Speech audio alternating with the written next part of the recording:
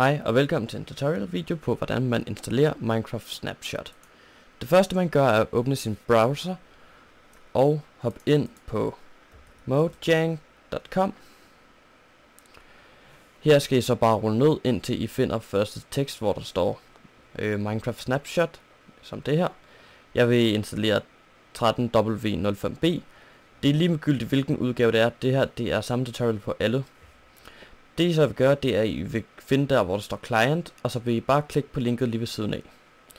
Når I så har downloadet det, så vil I placere det et eller andet sted hvor I kan huske det, for eksempel skrivebordet hvor jeg har det. Hvis I så åbner op jeres Minecraft, så vil I kunne se at I har højst sandsynligt en udgave ligesom min, hvor at den er fyldt med mods og kører version 1.4.7. Som I kan se 1.4.7, det står lige her.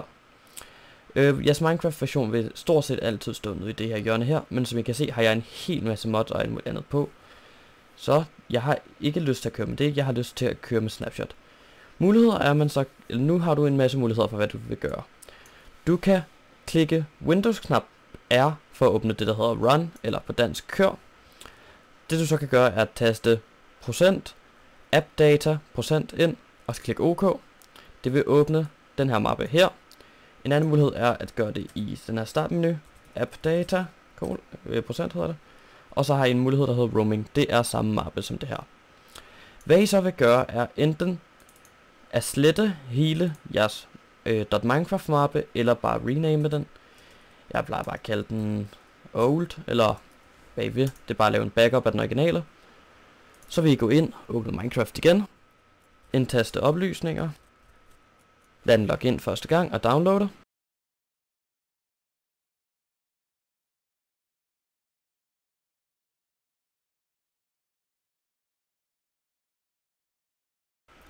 Når den så er downloadet færdig, så vil I se, at den kører Minecraft version 1.4.7. Det I så gør er bare at lukke Minecraft ned igen. Og nu vil I se, at en ny .minecraft mappe er dukket op. I vil gå ind i den, så vil I se, at der er nogle forskellige mapper. I vil gå ind i bin, og der er en fil her, der hedder minecraft.jar. Den sletter I bare sådan her. Med at klikke delete eller højre klik og så sige slet. Så tager I den downloaded fil, den der hedder minecraft.jar, og lægger over i mappen. Så det er der kun tilbage at åbne Minecraft,